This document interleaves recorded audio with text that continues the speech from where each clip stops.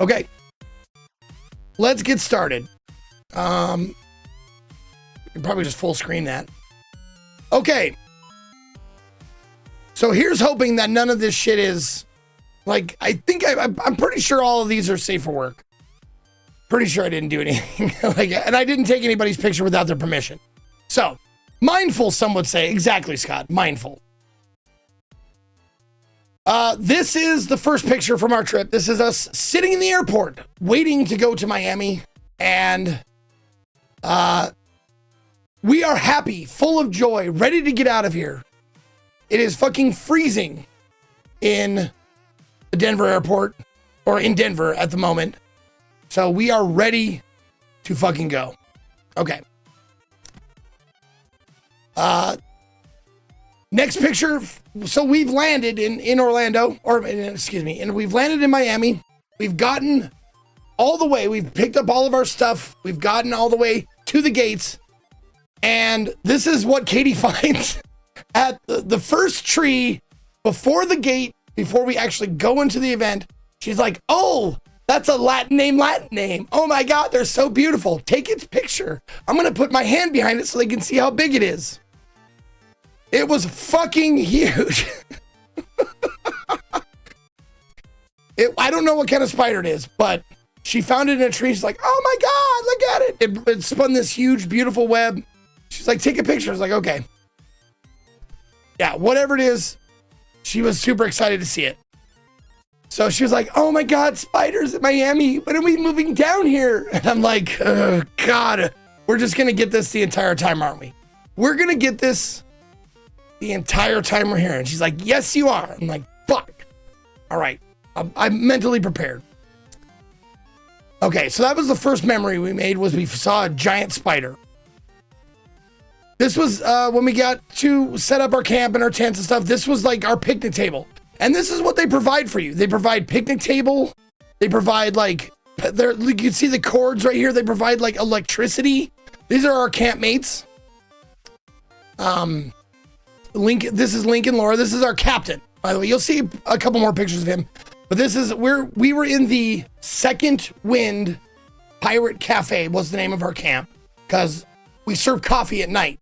Like our shifts were from 9 to midnight. We'd serve freshly brewed hot coffee to anybody walking by. That was our gift, basically, to the playa. Or to, not the playa, I guess. Well, you know, the funny thing is, playa just means beach, right? So, like, this place was more playa than the actual burn. Because we were actually on a beach, which is funny. But yeah, you give gifts out there. If you're not familiar with how Burning Man works, I fully encourage you to look up, because I could go on for hours. I won't do that. I usually do that for the big burn, but one of the principles is a gift-based economy, meaning you give something back to the people there, and they will also in turn give stuff to you. So like, you could be walking along and someone like us will be serving coffee. Someone will be serving like cold beers and showers. Some people will be serving BLTs, you know, all kinds of different shit, all kinds of different gifts. A lot of sound camps, which means like they'll have this huge sound system and they'll be playing music the whole time. So it's like, yes, this is a small burn. It was previously, like in 2024 was the last year that it was actually associated with the Burning Man org. This year was the first year that it is not officially associated with it. And there's some shit there that I didn't care to look into. But yes, this is what they call a regional burn. Meaning it's not usually, regional burns are usually not as long as the big burn Burning Man. And they're in different locations. So like, not like nowhere near the same conditions. Like, as you can see in this burn, we had trees, shade, the fucking ocean, which you'll see later. They provide us. This takes place at Virginia Beach Park, which is an island off of the coast of Miami, Florida. And it's a state park. So they close out the park to anybody who, like, for this particular event. And you bring your tents, you camp. But one bad thing about it, though, the give and take between the burn. This was easy. The love burn was super fucking easy. Hold on, what's the next picture? Oh, that's the next picture. That's a good picture. I don't know if you know, but that's mine. And I hear you. I absolutely, there's going to be more pictures of that. And, I don't know either. Like, I guess there's something to be said, for personality, for having a great personality, or at least an approachable personality, or a personality that jibes with somebody else. This is what you can have. What's the next picture? There we go. Okay, we'll stop on this one. This one was a sweet picture. Okay. So it was the trade-offs. Burning Man, hot. No running water. No electricity. No shade. Desert. Dust. It's fucking hard out there. It's not like camping in the woods like your Boy Scout camping, you know? It's fucking hot, it's dry, it's dusty, it's difficult. Love burn? Holy fuck. That was so easy. Running water, electricity, shade, ocean. The trade-off, though, there is one thing that Love Burn has that Burning Man doesn't, in a bad way, and that is they call them no-see-ums.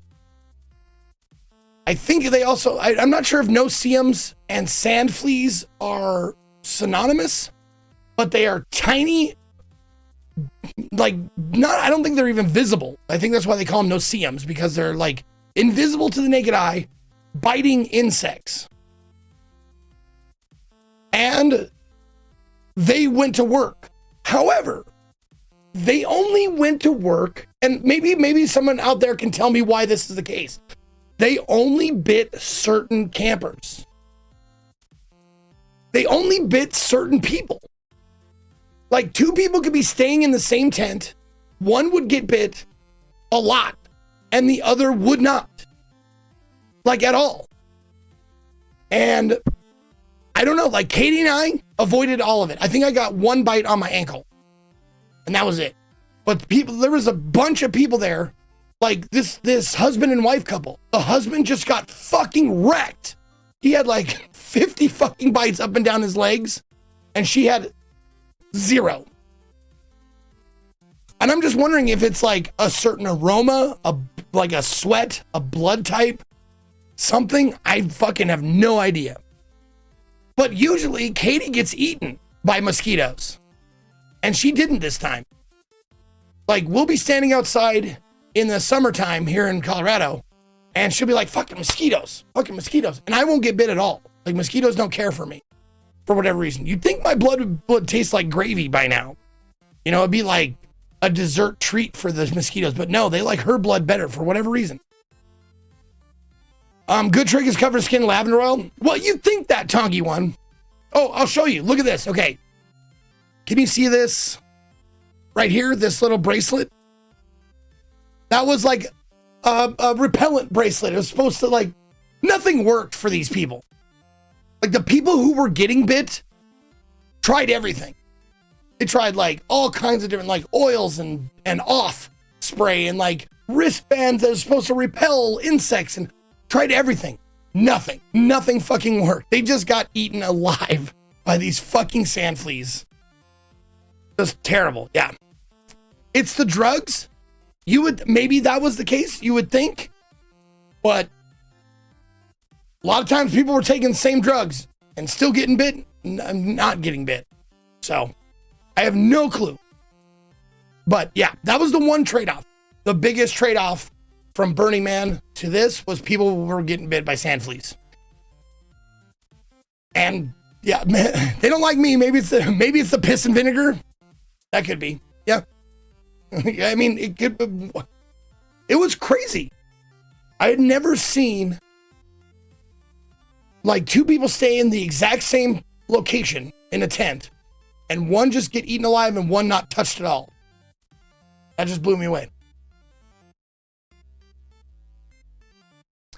Zeke, how do you know it was it was them being bitten more versus people responding less powerfully to bites? Some known, that is absolutely possible. It's possible that we all just got bit, but no one got the bumps, but certain people didn't get bumps. I don't know how that would work, but that's also pretty fucking mysterious, right? Like, almost everybody reacts the same to getting a mosquito bite, right? You would think they would react the same to getting a flea bite. Yeah? But this was like drastically different from person to person. If you got bit a lot. If you didn't, you never got bit. Katie and I never got bit. Weird. Or never showed bumps, I guess. Maybe we did get bit and never showed bumps. I don't know. They had a different sort of bump. I mean, we can talk about that if you want. I mean, the kind of the attitude down there, down at most of these events, and this is most regional burns, and probably a lot of events outside of Burning Man, like probably Coachella, a bunch of festival type events. Want some drugs? Of course you do. It's there. It's part of the culture. It's part of like being together with humans. And sorry to burst your bubble, but alcohol is a drug. It fucks you up.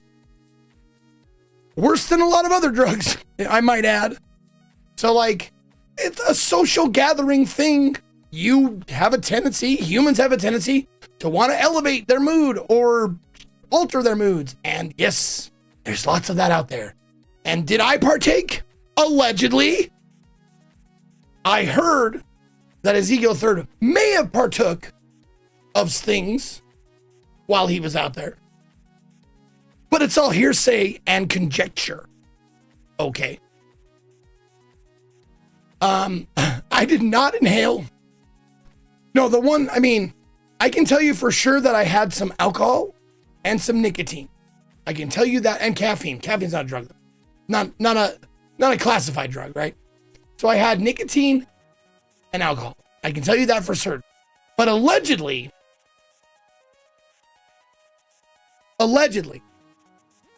I may have had other things. I don't know how that works. Can I say allegedly I had LSD and mushrooms and ketamine, cocaine, various types of mood altering, MDMA. Allegedly I took some things. So I'm just letting you know. That's alleged. It's not for sure. And I will testify in court that I do not remember if you take me to court. But saying you've done drugs previously, that's not an arrestable offense, right? I mean, I'm sure you could tell people yes, I have done drugs in the past. Previously. That's not a arrestable offense. You can get fired for it at certain jobs, sure. But not on Twitch, right? Twitch isn't drug testing us. I'll tell you that much. I used to do drugs. I mean, I still do drugs, but I used to do drugs too. I used to too. That's right. It decreases your chances of getting elected in the office. Does it though? Does it? We've had more than a few crack smoking governors and mayors and stuff like that. Cocaine sniffing elected officials. I don't know if it really prohibits you from running for office or getting elected anywhere. Nicotine, Valium, Vicodin, marijuana, ecstasy, and alcohol. Wait, hold on. Check. Nope. Check. So I'm batting 4 for 6. That's 400 batting average, not bad. No, 4 for 6 is not 400 batting average. That's 2 out of 3. It's 66%. Convicted felon just became president. Nothing's on the table. Yeah, no shit. Yeah, absolutely.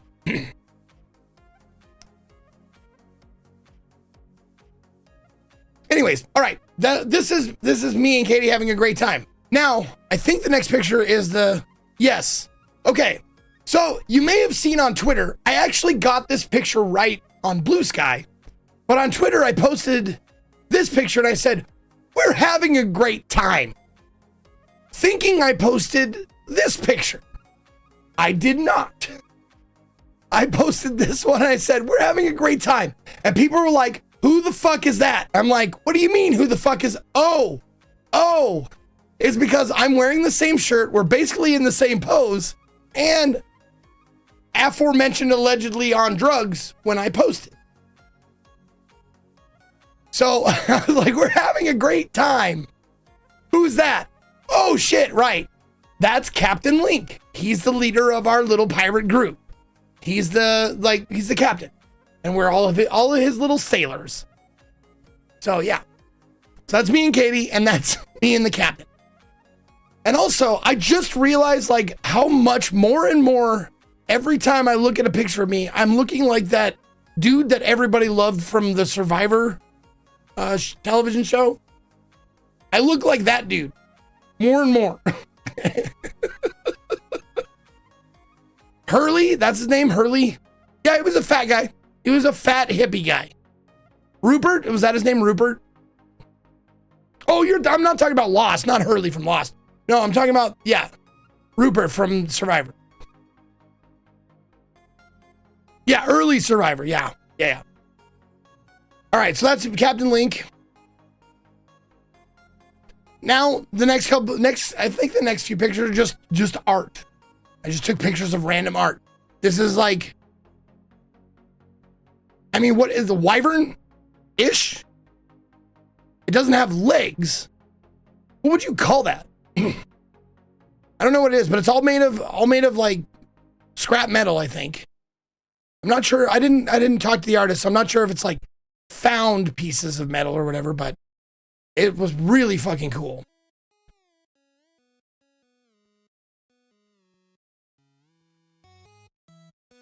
Hold on.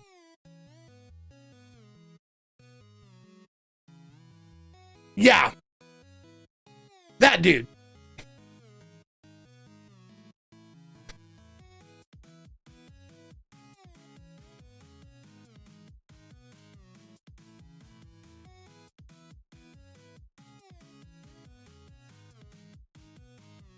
Yeah. Yeah, pretty close. Pretty close, right?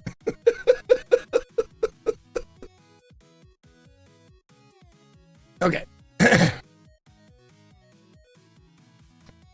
I don't understand. It's the same picture. Isn't it the same picture? Office meme. It's the same picture. All right. Well, start hitting the gym. Someone said something to me. One of the other campers who like had a little bit of a belly as well, was like, you know what I call this? And he lifted up his, or he didn't have to lift up his shirt. He wasn't wearing a shirt, but he's like, pats his belly. You know what I call this? Fun proof. I'm like, it's fun proof? And he goes, no, it's proof that I have fun. And I'm like, I like that. I'm taking that. So this, fun proof. I like that attitude about it. And also, like, the one person I actually give a shit about likes it. She's a weirdo. She likes me scruffy and with a belly and all this stuff. She likes it that way. As long as I don't go too far, but you know, maybe I've already gone too far and she doesn't. She's too nice to say. But she does have a type though. She has a type. Okay, where was I? There we go. This art. Did we decide on what this was? A dragon, but it's, I don't know. Whatever it is, it's really cool. I dug it. And then that was what was on the side of it. This cool, like, tentacle mermaid with, like, It's all metal, just metal dreads, metal boobies. Really cool. Wait. Yeah, there we go.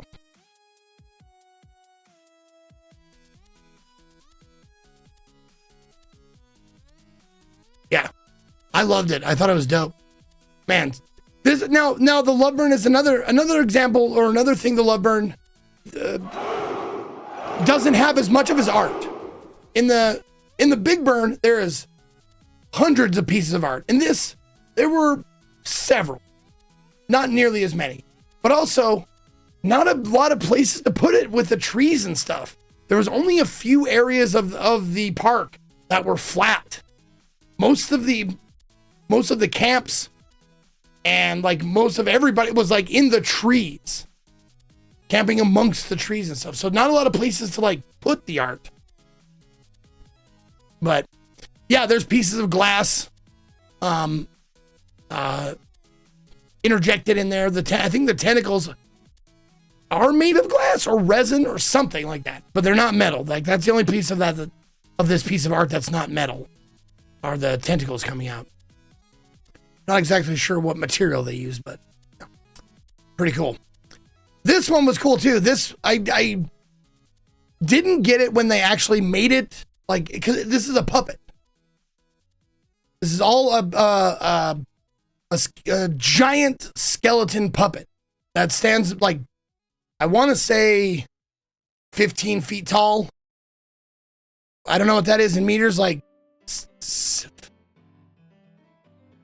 5 meters ish. I don't know. But yeah, it's fucking huge, and it's all made out of metal, and it's like people take these ropes on the side here and you pull him up and you work him like a marionette. He's huge. But yeah, it's really, really fucking cool. Yeah, like that skull was like at least that big. Huge. But a really neat piece of art. This is us on the beach. This is our first beach. Oh, the first beach picture that I'm showing you, not the first beach picture that I took, but yeah, this is our group here. This is Link's husband, Kevin. That's some girl I don't know. That's me. That's our chef and the chef's wife. And there's the beach. It's the fucking ocean right there. And this was like a 30-second walk from our fucking camp. You leave our camp, go on the trail, like go in a U shape, and you are on the fucking beach in 30 seconds. It was insane how close to the water we were, and it was awesome. Were there as many naked people as the burn?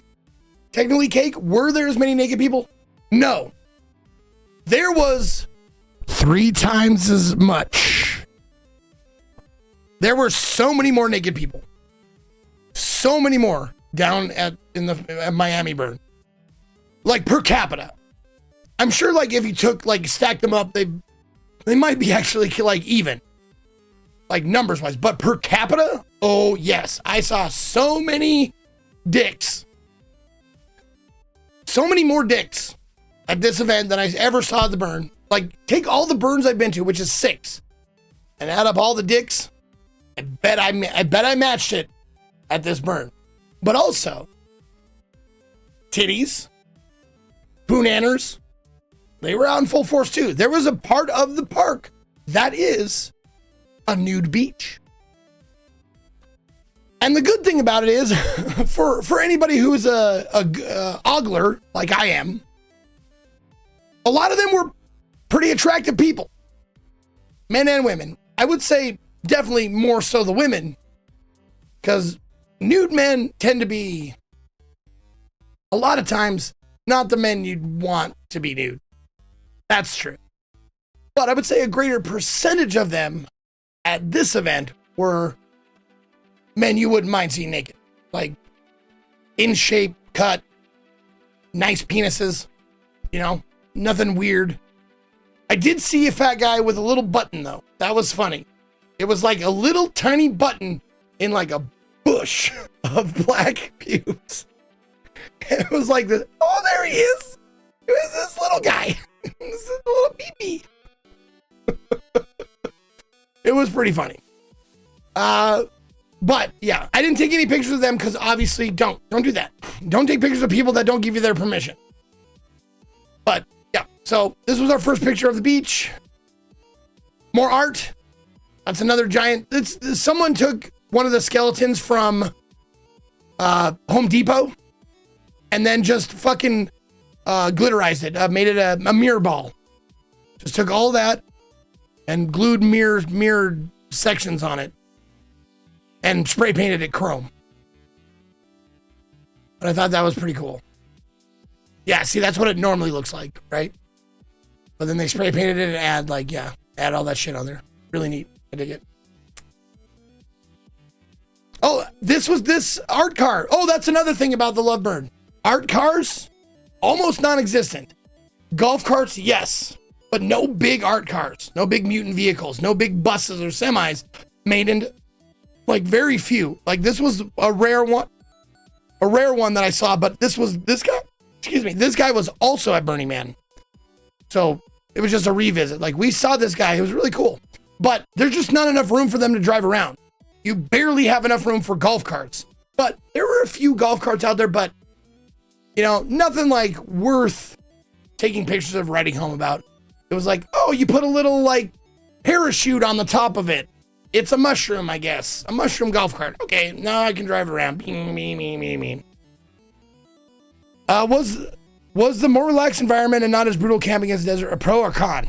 Oh, it's a definite pro. Absolutely a pro. However, doing the Big Burn is like an accomplishment. I went out there and I survived in the fucking desert for 8 days. And I came out the other side, and there's a, if you climb a mountain or you accomplish something, you're there's that feeling afterwards, fuck, I conquered that shit. I did it. This, no, Loveburn, no feeling of that. There's no feeling of oh, I came out the other side of Loveburn. Of course you did, because you could Uber Eats food to the front gate, which people did. In fact, I got Instacart because I was drinking all of the camp's beer, and I'm I felt bad because I didn't bring any. So I ordered Instacart to bring me to a couple of cases of beer, some chips and stuff, some snacks to the front gate, which I did. I proceeded to go out and get. People get you can actually get a ticket for Loveburn and leave every night and go stay in a hotel and then come back to the Bird. All you have to have is that wristband that they give you. So you can do that anytime you want. If you don't want to sleep in a tent or whatever, you can go get an Uber into Miami, sleep in a hotel, and then come back for the Bird every day if you want to do that. Which was it blew my fucking mind that you could actually do that. Because once you're in Burning Man, there is no outside help at all. And if you leave, you're gone. You do not get to come back. I don't think.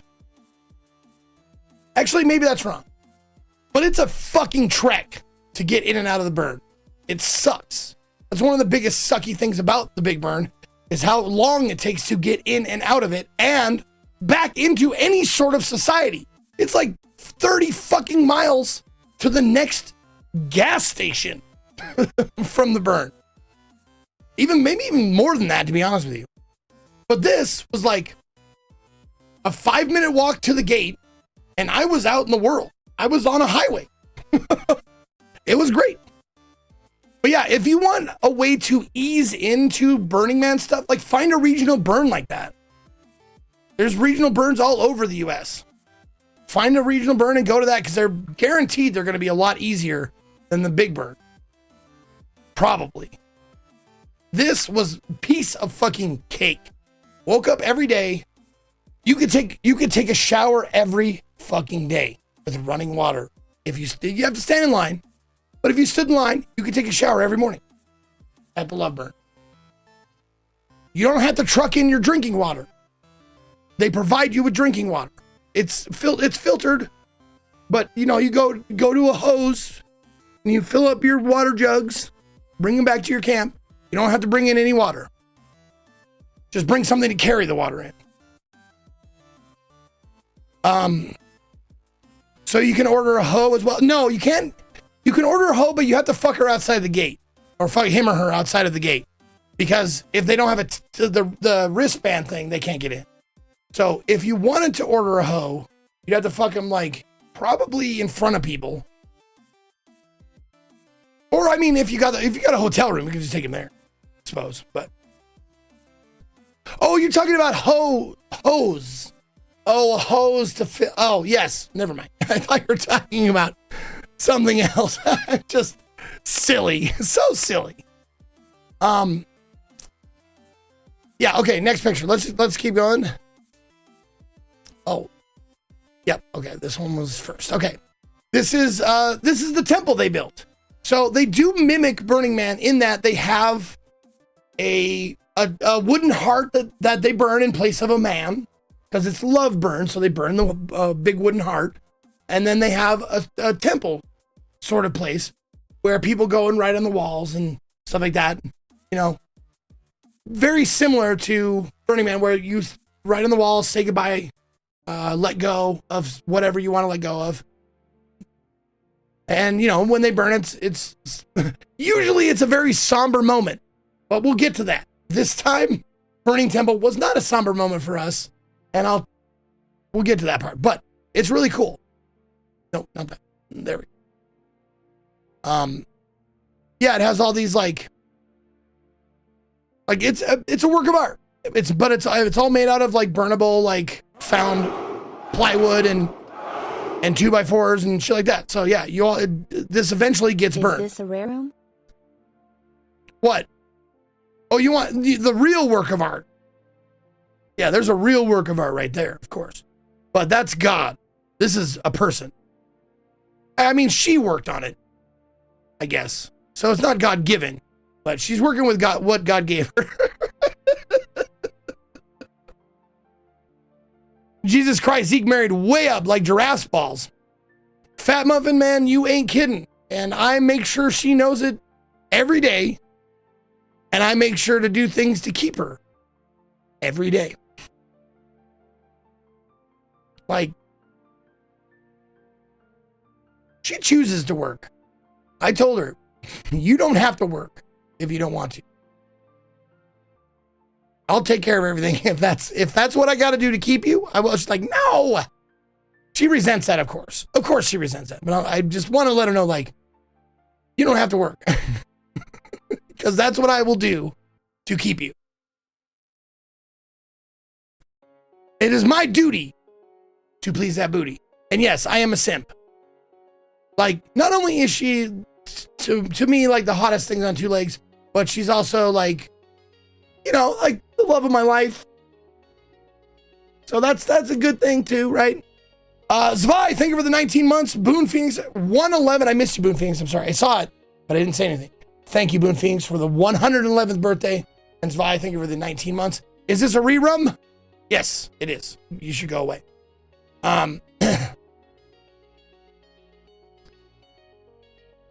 We sat. I thought this was a more obscure thing, but I guess more people know than like about ASMR. But this is ASMR. And if you sat on this thing, it made like squeaky noises. It was like, it was just a really squeaky, like swing bench. It just made like old, like porch swing noise. Just. So we sat on it and I was like, ASMR, that's funny. What? This bitch is on fire.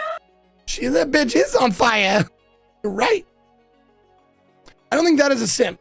The feelings are for the mutual. You guys are awesome and should elevate that relationship as such. Thank you, Brewmaster Beach. I think so too. All right. So that was one. What's this? Oh, that's Link and Kevin in front of the Thunder Cougar Falcon Bird, whatever the metal thing is. Enjoying a husband moment. There it is. Now that's the picture I think that sums up the difference between Burning Man and Love Burn. That was 30 seconds. Like, you walk up this trail and you go like, and that's our camp. It was seriously like 30-second walk from our camp to this beach. And it was awesome. It was really, really fun. Really cool. You know, some sects in Islam consider that God is in everything and everything as reflection of the beauty of God, and appreciating beauty is the highest form of prayer. By that standard, Zeke, your place in heaven is guaranteed. Fuck yeah! Woo! But what about, I mean, I sin a lot and I eat a lot of pork. Can I, are we still cool or no? Anyway. And I drink and do drugs, allegedly. But yeah, that's just, we went down to this beach every single day. And if we didn't go swimming every day, but we did at least walk into the water, wade into the water every day. That was neat to have the ocean that close to our camp. And we also I didn't have my camera on me, but while I was walking in this area, right around that area, I stepped on what I thought was a jellyfish, but it actually probably was a sea slug, because later on, 2 of them washed up onto the beach, and those fuckers are this fucking big. I had no idea how big those fucking sea slugs were, but they are fucking enormous. How was the water though? Warm as shit. I was hot and sticky. And this was our first trip down to the beach. Like the first day we got our tent set up, we got everything set up. So we're like, let's go down to the beach and take it easy. So I went down there and was like, oh God, I'm hot, I'm sweaty. I just set up everything. So I go into the water and I'm like, it is not even refreshingly cold. It is warm. It's like tepid. It's like room temperature water. Like in a normal room. I'm like, fuck. I was hoping it would cool me off. It eventually got a little chillier at night, but the very first walk into it, it was just like walking into lukewarm water. Yeah. Did I speak to the water's manager? Yes.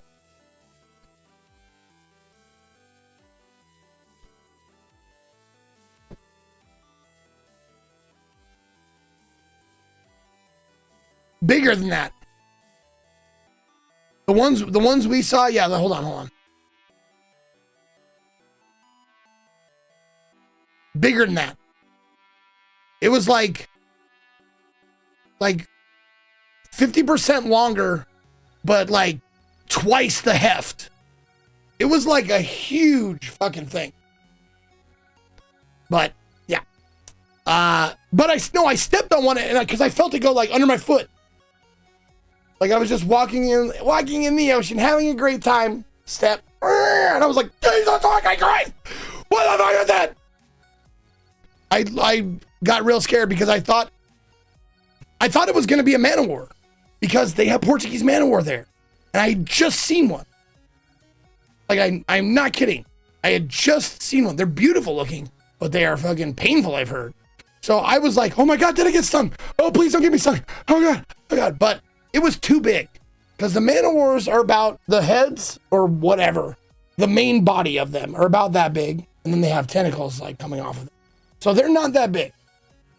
About take a tennis ball and make it football shaped. That's what that's how big a man o' war is, or the ones we saw at least. And then it has tentacles. And they're bright blue. They're really pretty looking. So I stepped on it. I thought that was it. And then the next day, we saw a couple of those sea slugs watch up on shore. I'm like, oh, that's what I stepped on. Oh, thank God.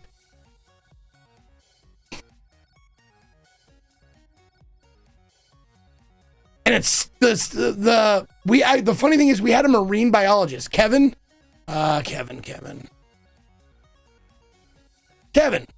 This, our little friend right here, he's a marine biologist. So he was like, do you have your multi-tool? because it was dead already, washed up, it was dead. It's like, do you ever multi-tool? It's like, yeah. And I gave it to him. He's like, I'm going to dissect it. And he like started cutting it open, and it was foul. It was like how I imagined the bog of eternal stench. It was like that, because he cut right into its like innards, into its like guessing digestive tract or something, and it just wafted, and he was started like dry heaving and shit. Yeah, it's gross. But it couldn't have been dead that long, because it wasn't like decaying yet. But I think we just cut into the poop line, and yeah, smell bad.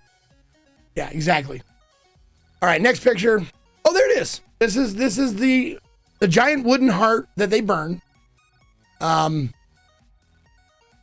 This is their man. You know, Burning Man burns a man. Lovebird burns a heart. So I don't know if that's every year, but it seems like it could be. Like, yeah, Lovebird burn the heart. Yeah, whatever it means.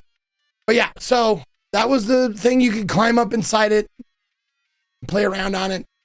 But they ended up burning it, and we'll see that a bit later, I think. I took this picture just for you guys. Darude even sandstorm, bro? Book of Darude. What's the matter?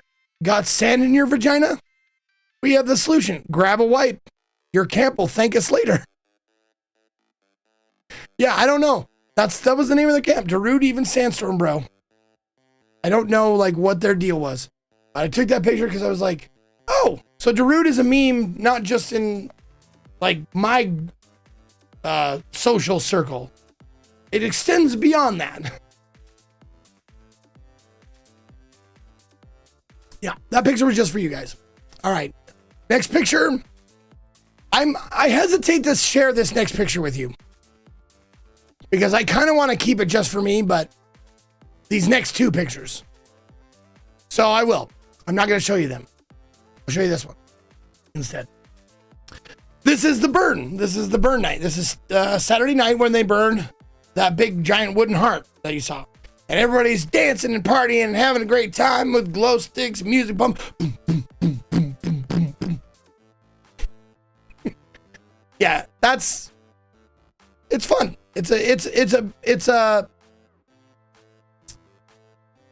It's much more of a party vibe than Burning Man is as a whole. Hi, buddy. It's much more of a party vibe at the Love Burn because it's so easy to get in and out of it, and it's so close to society that like this has a lot of like tourists. What I mean by tourist is like you have to commit to go to Burning Man in Nevada. You have to commit to this. This requires very little commitment on your part, and you can leave anytime and goes right back to a hotel. You can just leave the fucking thing, walk out on your feet. You don't need a car or vehicle or nothing. You can just leave on foot, get an Uber, go to a hotel if you want at any point in time. Burning Man, you cannot do that. So you get a lot of tourists, meaning people who just want to like taste, like a taste of the burn, which is fine. This is like a baby burn, you know? So if you want to know if you like the people that go to these things, like a tiny taste, find a regional burn where you're at, like in your state or country. I'm sure they have local burns in all kinds of different countries too. So if you want just like, what kind of people go to these things, you can find one. That's a lot less commitment. All right, I guess I'll share this with you. Blurry. Yeah, I know. It's a little blurry. But like, Gaboosh. Good day. Gaslishbam. And then there's this one. Bajaya. Pashoa Bam. Baluba. And she's wearing a, it's like a beaded sleeveless skirt dress thing. It's sleeveless, but it goes up to here and then it goes all the way down to here. But it's not fishnet, it's beaded. I mean, I suppose it's still technically fishnet style, but at every cross there's like a little bead. Yeah, little bead, rhinestone, whatever, sparkly plastic thing, you know. But yeah, it's great. Yeah, looks fantastic. Okay, I'm done ogling. I'm done ogling and letting you ogle my wife. Okay.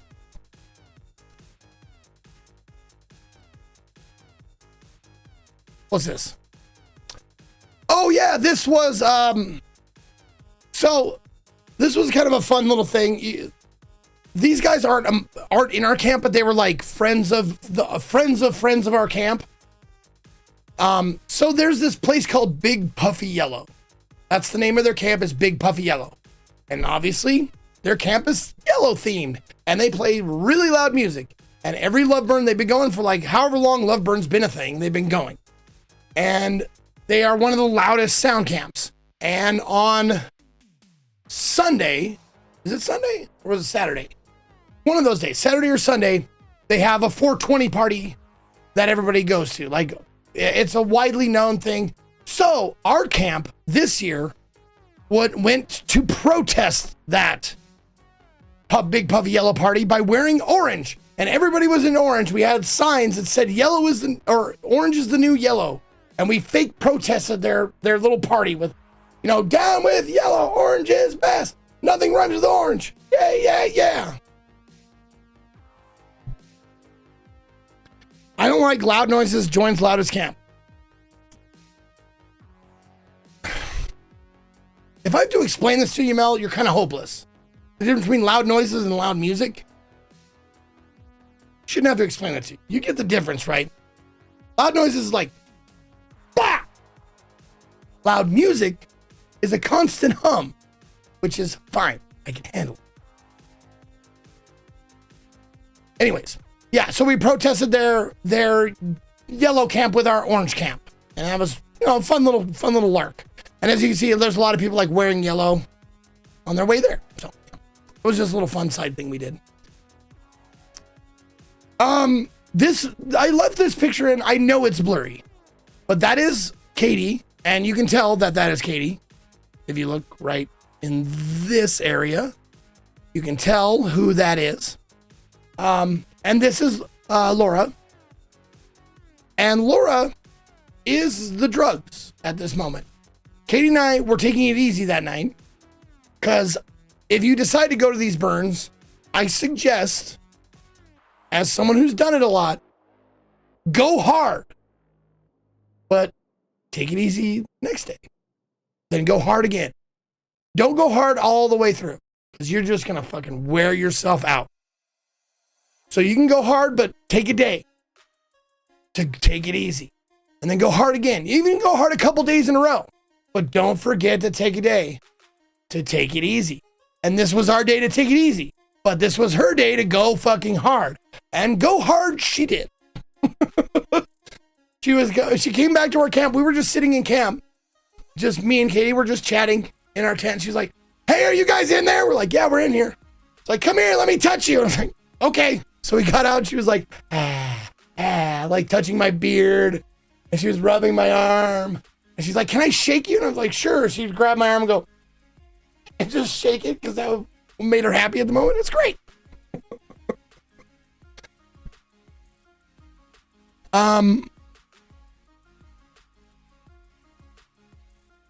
Cocaine offered butt cheeks and shrooms from a hippie, LSD top up, then a quick ciggy, an ecstasy tablet. My shirt says free hugs.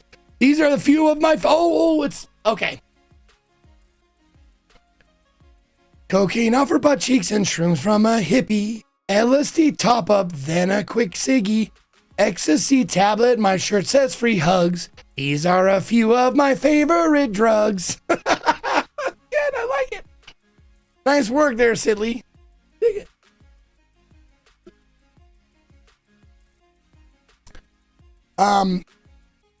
Yeah, but this happens a lot.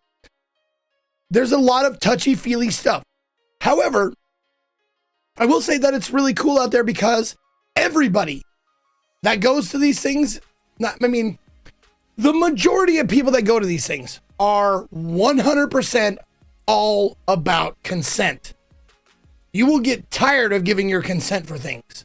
I know I did a couple of times because people will ask, can I touch you? Can I shake your hand? Can I hug you? Can I take your picture? Can I do this? Can I do that? Like everybody's asking for consent everywhere you go. I'm like, yes, you know what? From now on, I'll just say you can touch me. You don't have to ask every time, you can just touch me. It's fine. Just write, I consent on my t-shirt. Yeah, exactly. It infested my brain about 30 minutes ago. You're welcome. Thank you, silly. Okay. And there's the grill master herself. I don't know if you know this about Katie, but Katie constantly has to be doing something, like constantly. If she doesn't have something to do, she kind of loses her mind a little bit. So one day she was like, do we have food to cook? And I'm like, yeah, somebody. She made hot dogs and hamburgers and bacon and quesadillas. And like, she was doing that shit every day on this camp grill. This is another thing that Love Burn provides you that Burning Man doesn't, is some places, some camps get like a little camp grill. Like that's like in the ground. Like it's a permanent fixture of the park. So yeah, we got a picnic table and a camp grill. Camp grill. And we brought charcoal and she was just happy as a clam cooking up. You can see like all the black like coal marks on her body and stuff like that. She's just loving it, dude. She was loving it out there, man. And this is us on the beach. We're all just hanging on the beach, just enjoying the sunshine.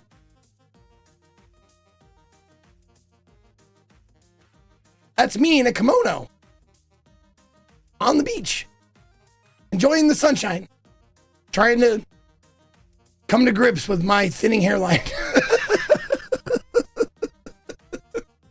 I'm a pirate, damn it. Man of the people.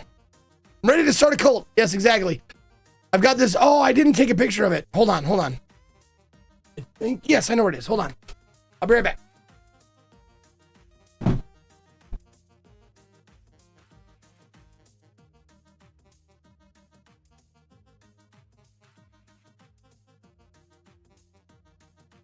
Someone gave me this. One of our campmates' current boyfriend rolls up to me and he goes, dude, I used to be a candy kid. And who out there can tell me what a candy kid is? Anybody? Tell me what a candy kid is? He came up to me, he was like, I used to be a candy kid and I used to make these things to go to parties with. And I used to make necklaces and jewelry and all that kind of stuff. And a child made entirely of candy? Yes, Camino, that's exactly right.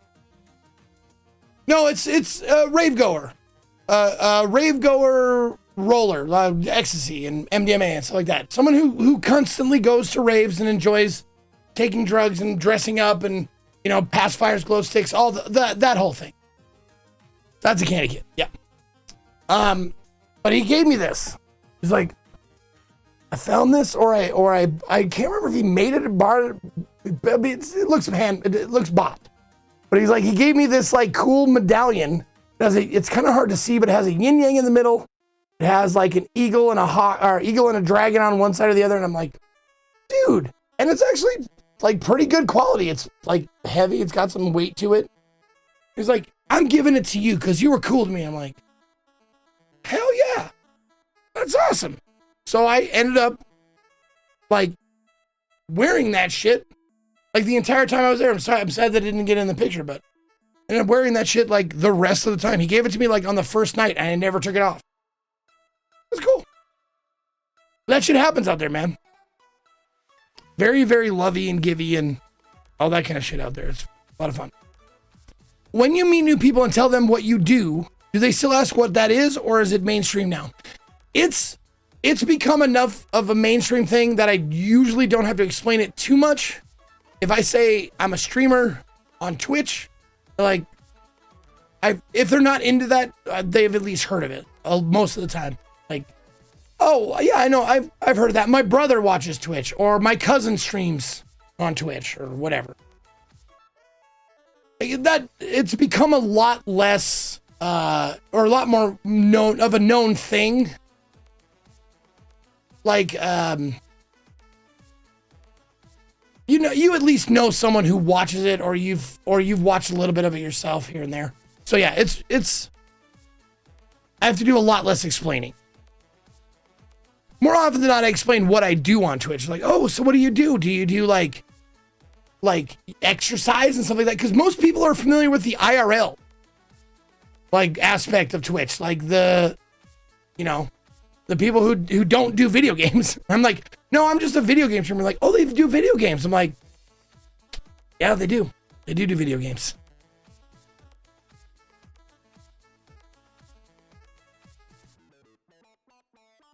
No, they don't ask me if I do exercise. You're right, they don't. Like, what do you do to like go out on trips and like take videos and stuff? I'm like, no, I'm not an IRL lifestyle or whatever they call that streamer, not a travel streamer. I sit on my ass and play video games more often than not. And then they get into it like, what kind of games you play? I'm like, well, I'm glad you asked because I play all kinds of different games. And then I just, regale them with all the different video games. And I'll ask them like, do you play video games? Okay. If so, what is your favorite video game? And more often than not, it's like what you'd expect. For a gamer,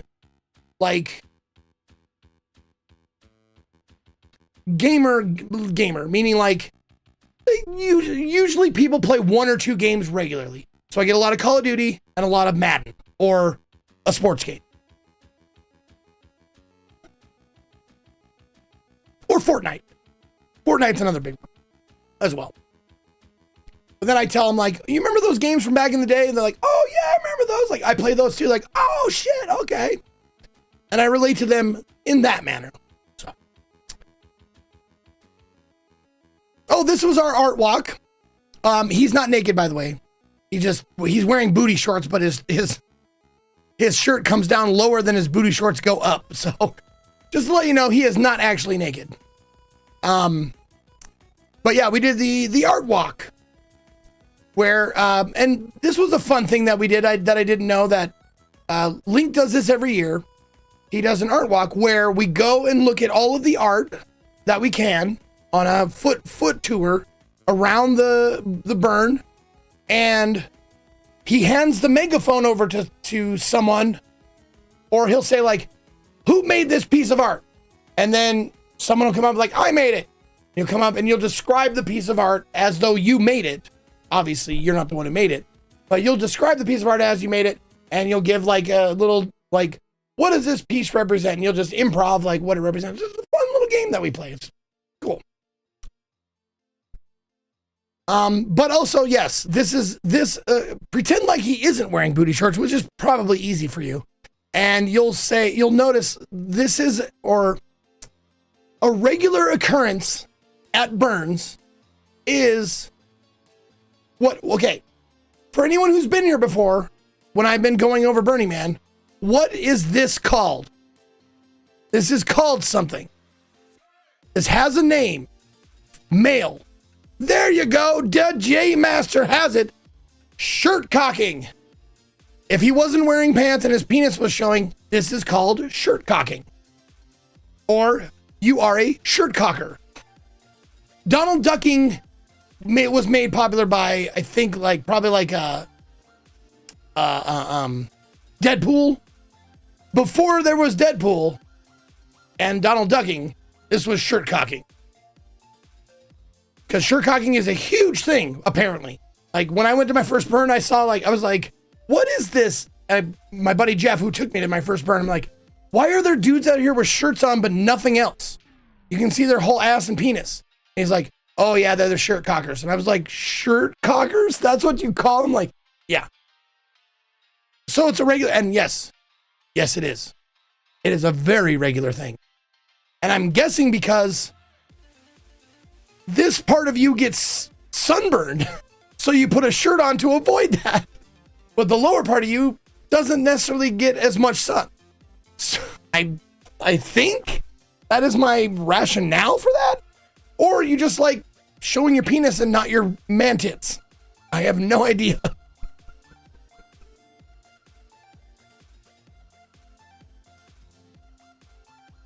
Anyways, okay. This was a big, this shape reminded me of something. I can't remember what it reminds me of, but I liked it a lot. But they also gave it wings, which I thought was pretty cool. It's another random piece of art that was on the beach. Oh yes, it is a pussy with wings. Yeah, vagina with wings. That's, yeah, definitely what that is. This was also on the beach. It's I don't know what material they made this out of, but it was like in sections, and it's Sharon or Karen, the boatman, the River Styx boatman. It was like him kneeling down with a little like section of boat that he's on. It does look like plastic tubes. It might be plastic, it might be resin. I'm not sure what it is. Yeah, it's kind of neat.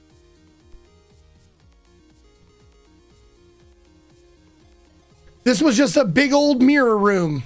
It was just like a hexagon or an octagon. I'm not sure if it's hexagon or octagon. I think it was hexagon of just like mirrors. There's the entrance. You can see the entrance. That's me taking the picture. But yeah, this was our all of our camp on the art walk. And we are various forms of inebriated. Many, like a nice cornucopia of substances. Some people were on this, some people were on that. I was on this, she was on that. It's great. It was trippy. And it was also extremely hot. This is one of our probably our second in command camp leader, because there's Link, the captain. This is probably the first mate. He is 6'5", I want to say. Very tall gentleman. And if you were sitting down in a chair, he often wore nothing but Speedos. And he would go by you, and you'd be like, God damn! As he walked by you. For no reason. For absolutely no reason. This was a very, very helpful little poster, yeah, poster, not a poster, but just a wall hanging that was on the outside of someone's tent from Safe Rave NYC. This is drug combinations, and they're color coded. So there's up arrow means low risk or synergy with drugs, low risk or no synergy, low risk and decrease the drug you're taking if you combine these things, caution when combining these things, unsafe when combining these things, and dangerous when combining these things. So if you go like down the list, you're like, okay, alcohol plus ketamine is dangerous. Don't mix alcohol and ketamine. That's dangerous. However, if you mix nitrous and LSD, see, LSD is at the top. If you mix nitrous and LSD, that's good. That's an up arrow. That's an increase. That's a good. Cannabis is apparently dangerous with a lot of mind effectors, LSD, mushrooms, DMT, mescaline, like that kind of stuff. Cannabis and those are dangerous. Or warning. You proceed with caution. They're a caution. So this was a handy little thing. I'm like, oh, great. I always wondered what it was like if I have mixed amphetamines with amphetamines, you get amphetamines. Yeah, but amphetamines don't go well with most of anything. If you're on amphetamines, just do those. Just do that alone, I guess. But MDMA and mushrooms, go for it. MDMA and weed, go for it. Up. That's a synergy there. Yeah. I picked the wrong week to quit amphetamines. Yeah. MDMA and mushrooms is a crazy combo. Isn't that, there's a name for that, right? Is that hippie flipping? When you do ecstasy and mushrooms or MDMA and mushrooms? Isn't that what that's called? Something like that. Is there no police? I didn't see any. There is a police presence at Burning Man because it is federal land. So there are federal, like BLM, Bureau of Land Management people out there, and they can have and do arrest you. However, at Loveburn, there might be an authority presence, but I did not feel one or see one at all.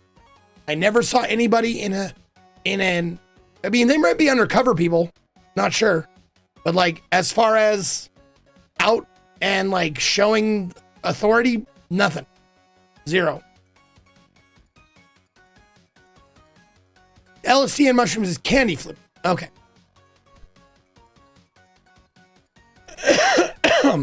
The police, yeah, the police are undercover as shirt cockers. Yes. Yes, indeed, they are.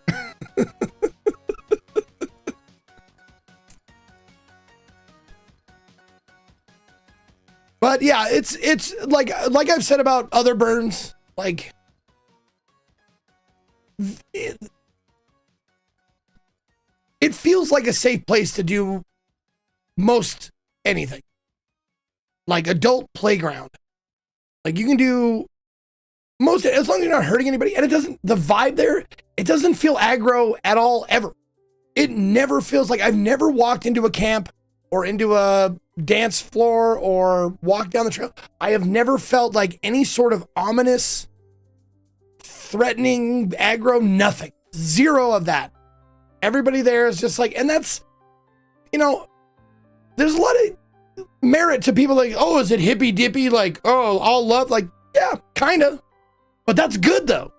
Especially in a huge group of people. You kind of want that vibe.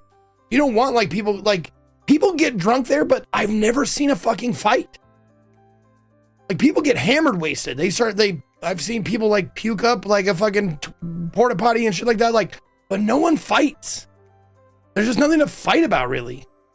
I'm sure it happens.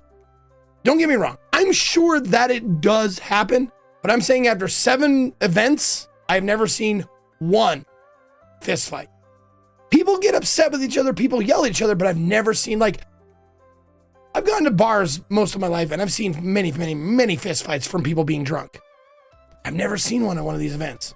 Maybe I'm just lucky, or maybe it just doesn't happen a lot.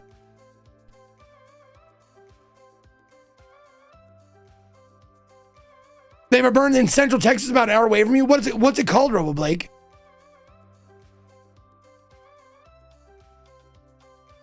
I would love to know.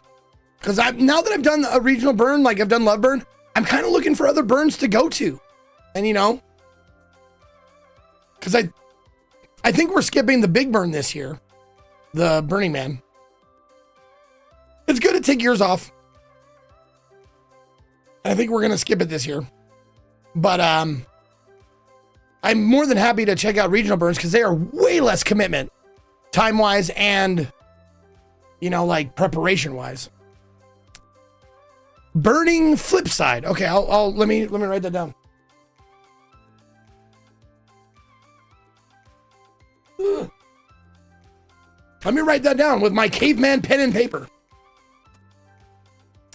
Zeke, if you go to that, so will I. Okay. Burning flip side. Okay. It's called Bernie McBurnface.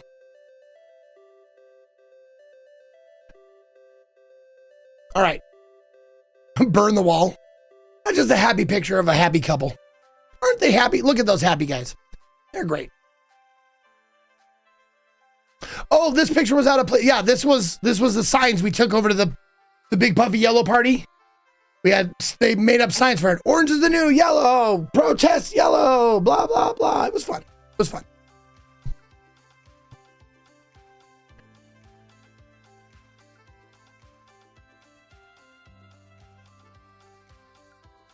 April 24th to the 28th. Oh, shit. That's coming up, man. Probably not going to go this year. But, I mean, I haven't had a vacation in like a week. So, maybe I will. Maybe I will. Maybe I'll feel like another vacation by that time. Maybe next year. Yeah, maybe next year. Yeah. All right, let's see. Oh, this was temple burn night. So this was Sunday night. I took a picture of this. This is people all gathered around. This is the fence that they put up so you don't run into the fire and get burned. These are the safety people. This is called Sky Bar. They have like a bar that you go up at the top. And they serve you drinks up there, and you can see the whole like event from up there. It's pretty neat. Actually never made it up there, but it looked cool. There's a lot of shit that you see at a burn that you don't actually go to. Like, oh, that looks cool. Maybe we'll go over there later. You don't. Unless you go there now, you don't go there. Which is why one of the principles is immediacy of the burns. Like, if you see something, do it. Because you'll probably forget to do it later. So do it now.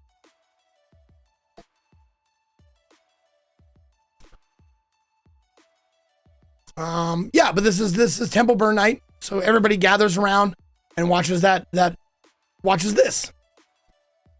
The temple burn. And it is fucking hot. It is super hot. Now, I promised to tell you about temple burn night. Usually burning the temple is a very solemn occasion. People are usually pretty quiet while it burns. It's like they turn off all the music, they turn off all the lights, and they just let this burn. It was kind of ruined by the fact that it started at like, I want to say 9 is when like they started the festivities where they had like fire spinners and stuff like that. But this was amateur fire spinners and shit. So people were like, I'm spinning a bow staff that has flames on it. I have claws with fire on the end of them. Yay. And so it was just like, and it wasn't all at the same time. It was just like one group would go of 2 or 3 people, and then the next group of 2 or 3 people would go. Took about like 45 minutes to get through the entire thing. It was just like, oh my God, are you serious, dude? Just fucking everybody go at the same time. We'll all get a look at everybody. Just do it all at once. It's a better spectacle that way. So we waited 45 minutes for that to get done, and everybody was like, that's my kid. It was like a talent show. Like, that was my kid. They did a great job, right? And then after that, they took another hour and a fucking half to prep the building to burn. And I'm like, why didn't we do this during the day? Because it was like fire spinners and then absolutely fucking nothing but watching like people prep the thing to burn. I'm like, this is something that you could have done during the day. They do that at Burning Man. They don't waste any time. They do a little show, they do some fireworks, they do a little fire spinning, and then 10 minutes after that, the fucking thing goes up. It starts burning. This one took an hour and a half, and everybody was looking around going, what the fuck? Is something wrong? Nope. They just had to prep the temple to get burnt.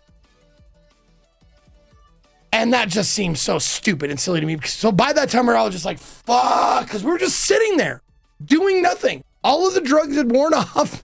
I mean, if you were on drugs that weren't, allegedly, if you were on drugs that were not long lasting, because some drugs don't last that long. Some drugs aren't like 4 and 5 hour drugs. There are some drugs that only last like 30, 40 minutes, maybe an hour. There's some drugs that do that. So people who were timing it to be high while the fucking thing was burning were shit out of luck, because leaving the event with, 1,000 people gathered around this thing and finding your spot again, kind of daunting, because you don't like, okay, one of the things that is a rule, an unwritten rule about these events is don't do your drugs in the open unless it's alcohol. Find a quiet place away from people to do your drugs. If you're going to allegedly do drugs, find a place away from people to do it. Okay?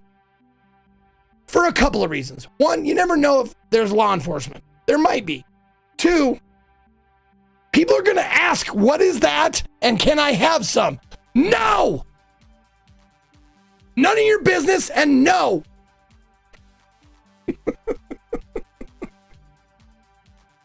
Yes, it's easy to sneak a pill. If you take drugs that are in pill form, you're probably fine.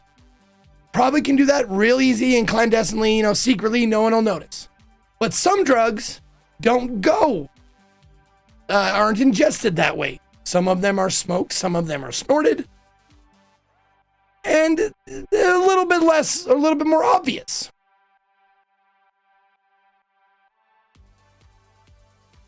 Some of them are boofed. Funny thing is, I'd heard the term boof, and I was like, it's too late now. I can't ask what that is. It's like, it's been too long. I can't just now ask what boofing is. However, someone else at this burn asked while I was standing there. And I'm like, oh, thank God someone asked. Found out what boofing is. Boofing is basically blowing drugs up your asshole. So people boof cocaine a lot. They just boof it. They have a little implement, boof tube, boof straw, and they go, and they blow that shit up your ass. Usually you have someone to help you with it. So I found out what boofing is. I have no idea. I didn't ask how long it was. I got the idea and I'm like, that seems desperate. Or it seems like more work than it's worth, especially if it's cocaine. Allegedly, I've heard from a friend of a friend of a friend of what cocaine is like, and it seems like more work than it's worth because cocaine does not last very long, I've heard. And it seems like, why would you do that? Like, it only is like 20 to 30 minutes, if that. No need to boof it. Anyways, yeah, so we waited for the temple to burn, and eventually, sober as a judge, allegedly, he sat there and watched it. I'm like, man, I thought I timed this out pretty good, but I'm already sober just watching this thing. Like, okay, I mean, it's still pretty cool. It's fire and everything. Fire's fun to watch, but yeah. Anywho's, oh, cool thing, the fire mixed with the firemen, because there were firemen there, like, wetting down the edges of it so it didn't, like, trying to avoid, like, blowing big chunks of ash, which still happened. I'll tell you about that in just a second. But the firemen were blowing, like, their hoses on the edge of the fire to try and alleviate the ash that was flying around. And the pressure from that mixed with the fire, I think that's created this fucking huge, like, dust devil. And it like just, and it fucking spun for quite a while. It was pretty neat. And it was huge. It was like, like 30 feet tall. Pretty awesome. But the firemen stepped in because the wind can kick up out of nowhere in Miami, apparently. And like huge pieces of floating ash flew off of the temple and hit the crowd over here. And one of our campmates was standing over there, and she was in a unicorn onesie. And she did not realize this happened until afterwards. She comes back to camp. She goes, look what happened. And there was a perfect square or rectangle of missing fabric from her outfit because a fucking ash landed right on her like polyester or whatever fucking unicorn onesie and just melted that shit. Didn't touch her skin, but it melted a perfect rectangle in her fucking unicorn onesie. Thankfully, it burned all the way out before it actually touched her skin, but it definitely, like, it was crazy. It was like a geometric square, like perfect right angles, a rectangle. No, there were people running for cover while the thing was burning because, a fire like snaps and pops and blows off like chunks of ash, chunks of sparks. That's what happened. It was like pop. These like bigger like things would like float down into the crowd just because the wind is fucking unpredictable. Have you heard of the Aggie bonfire? No, I haven't. No. Did someone say ash? Let me lick it. Why would you want to lick that ash liquor? Oh, because your name. Yeah, I get it. Fire indeed hot. Now, hold on a second. Do I have? Hold on. I didn't actually check these videos first. Just want to make sure. Okay, not that one. Oh, I can, yeah, we can, okay, these videos are fine. I didn't actually take video of the burn, of the temple burning, but this was shortly before the temple burn. And these guys had, there was a camp that had this huge, like, Chinese dragon. And they were making dragon noises.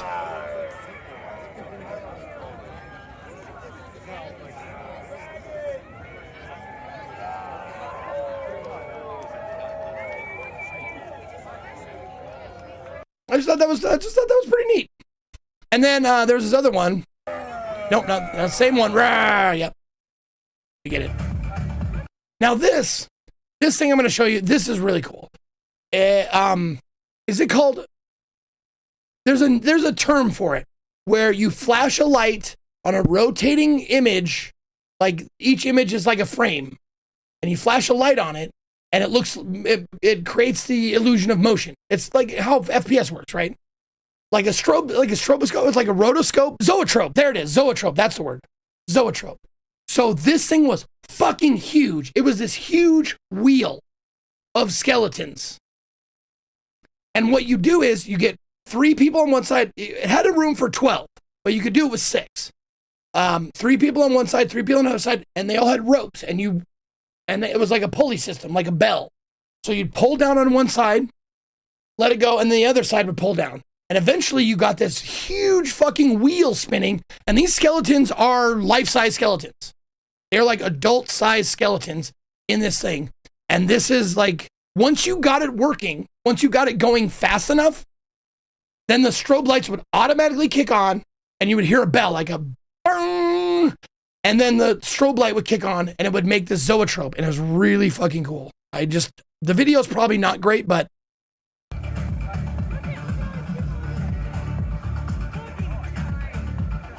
if you look where the light is flashing, you can see they're like going like this, and they're switching sides.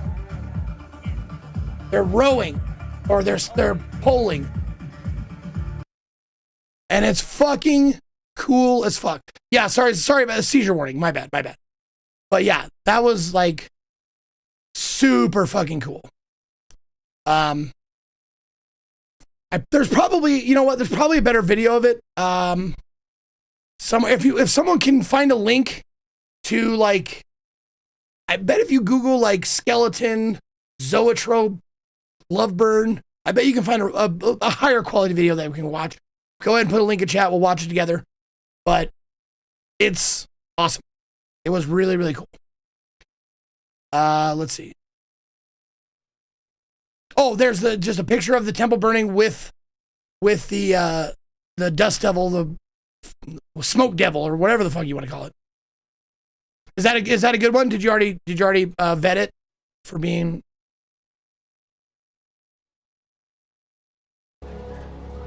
Yeah.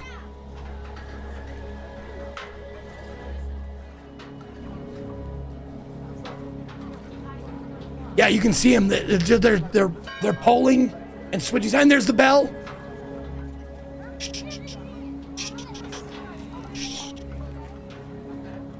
It was so fucking cool. Yeah. And there's the ropes that you can swing on.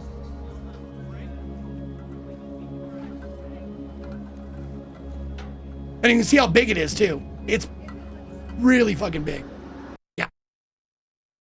It was trippy. It was very trippy, very cool.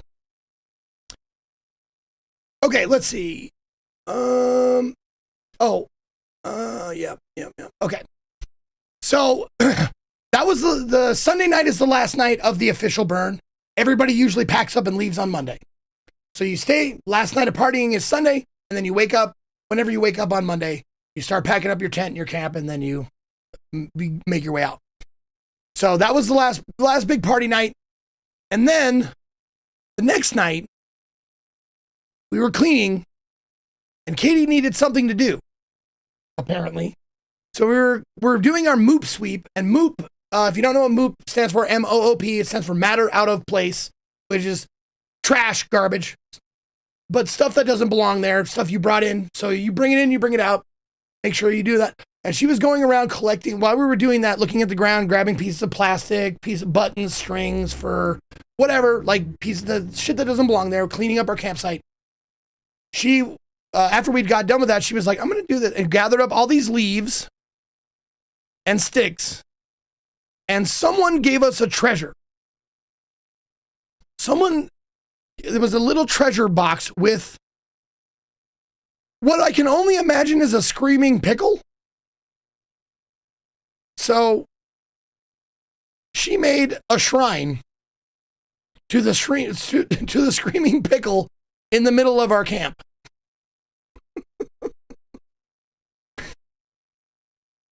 With leaves and shells and stuff. And the thing is, the only thing that was actually moop is this. The other stuff, that you can leave that there because they're just leaves and sticks that belong in this park. They fall off naturally. So you don't need to pick those up. You leave those there. But she made a shrine to the pickle god, the screaming pickle god. And we took pictures of it. And there's shells and coral and all that stuff. Coral. Let's see, what else? Oh, and that was the last night. That was the last picture that I took from the Loveburn. And then we spent the day, we actually got a hotel room for Monday night. So we could have we could sleep in a real bed. We could have long showers to wash off all the burn, the ocean, the dirt, everything. So we got a hotel room that night on South Beach. And we walked around. We saw this piece of art close next to South Beach. And it's just like rainbow colored stones on top of each other. Vaguely penis-ish, for sure.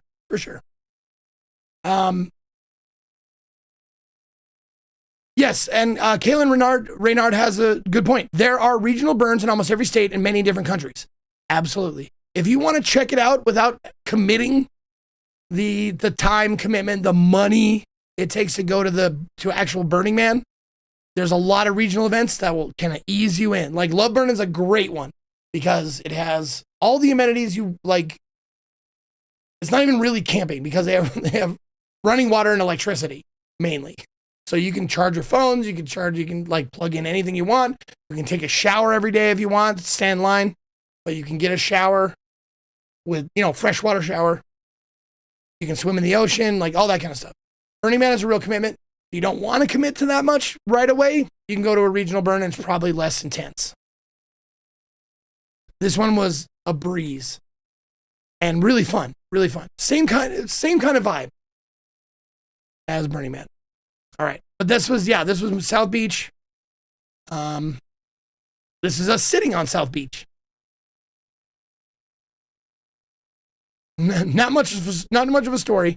However, this next picture has a bit of a story. So we wanted to get Cuban food because Miami has, a lot of huge Cuban population because it's close to fucking Cuba. And I never had like authentic Cuban food before. So we looked up a place. And the place we went is called La Mulata. LA space MULATA. La Mulata.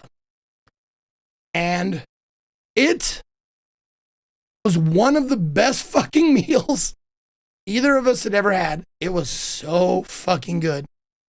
I asked the waiter, I was like, okay, I see a lot of foods that I can get other places. Can you tell me what the Cuban food is? Like the most closest, he's like, okay, there's this, I can't remember, it had a name. I can't fucking remember the name of it, but it was like a thin strip steak with beans and rice, black beans and rice on the side. It had a name. I can't remember the name of it. Empanadas and a Cuban sandwich.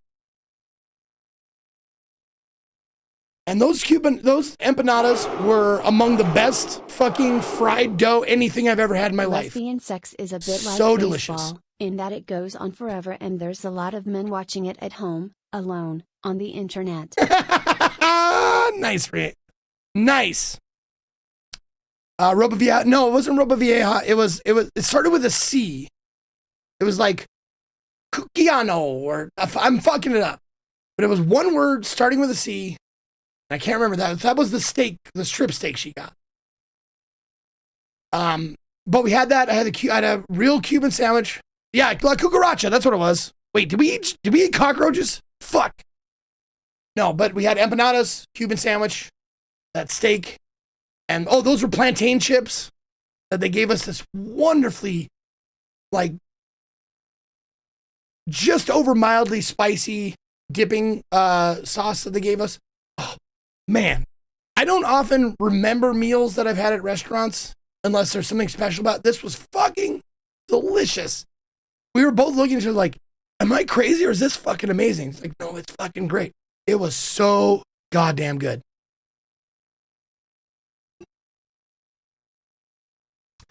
Did you have Cuban coffee? No, never had Cuban coffee. I think I've had Cuban coffee before, but coffee's coffee. This was just taste explosion delicious. It was so good.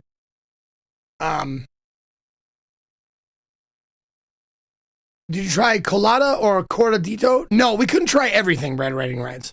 So we had one appetizer, 2 entrees, and the fucking plantain chips. So good. So good. But yeah, if you're ever in South Beach, look up La Mulata. I can't recommend it enough. It was so fucking good.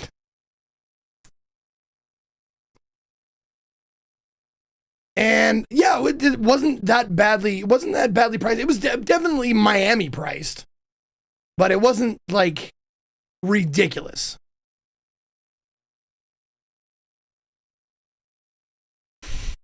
And the final picture. This is the final picture of us at the airport, trying our goddamnedest to get back to Colorado, even though neither of us really wanted to come back. But we did like have a flight home that took off 9 hours later than it should have, because, and this was a picture we took when we're in the middle of our first 5-hour delay, because what had happened was we got to the airport, checked our bags, got to our gate, got on the plane. They loaded the entire plane.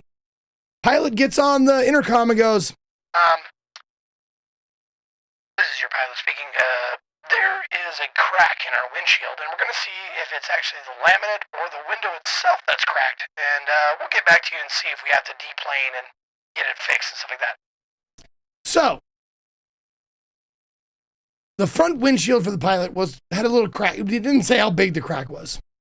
I'm guessing any size crack is enough to replace the window. So, whether it was big or small, I don't have any idea. But they deplaned us because they had to fix the windshield. And they said, okay, it's going to be 5 hours at least, because they have to get they're not going to be able to fix it because it's not a United hub in Miami. Denver, it is. Denver has an entire terminal. They have 3 terminals, A, B, and C. B is only United flights. That's like the United hub of the United States, is right there in Denver. However, in Miami, it's only one section of one terminal that is United. So they didn't have the right parts or the right stuff to fix it there. So they had to fly a plane from Orlando to come get us. Funny story, the plane in Orlando had unspecified technical difficulties as well. So they kept bumping back the time. It started out as 5 hours, then 5.5, then 6, then 7, then 7.5, then 8, then 8.5, and then eventually 9 hours later. We got on to the original plane we got off of because they had enough time to find a part, find the windshield, replace it, put it back on the plane, fix it, and then we took off and we left. So we were in the fucking Miami airport for a long fucking time. It sucked. Everybody was pissed, including us. And guess what we got for our troubles? For the first 5-hour delay, which they told us it was going to be at least 5 hours, So they immediately got us a $15 meal voucher a piece. Which, if you've been in a busy, big city airport, do you know how much $15 gets you? Bag of chips and a smile, give or take. So, yeah, we got that. And then when we finally got on the plane, and the United representative gets on the horn and he goes, "Hey, sorry about the delay. We know this sucks. We're trying to get you back to Denver as fast as we can. We finally got the plane working, or we fixed the windshield, blah, blah, blah. But you will be severely compensated when you land in Denver." And he used the word, I'm not kidding, he used the word severely compensated. So I was like, great, we'll get a fucking flight voucher or something to go somewhere in the continental United States. Can you take a wild guess what we got in our email when we got home to compensate us? Oh, no, close. You're close. Let's see. Someone have it yet? Not yet. There you go. Angry Wayne Gretzky, not a meal. $50. Katie and I both each though, we got $50 to spend to use on a flight. So our next flight will be $100 off, which I don't think I would call that severely compensated. Severely compensated would be to comp my fucking flight from Miami to Denver. That would have been nice. And I might call that severely compensated, but I wouldn't say $50 credit for an upcoming United flight that expires in a year. I wouldn't call that severely compensated for 9 hours of my fucking day. But it wasn't nothing. At least it wasn't nothing. So there it is, y'all. That is that. And I took this picture during our delay. That's why I'm looking like this and she's looking like that. Fake ass smiles go all around waiting in that fucking airport. But yeah, that's Love Burn. There you go.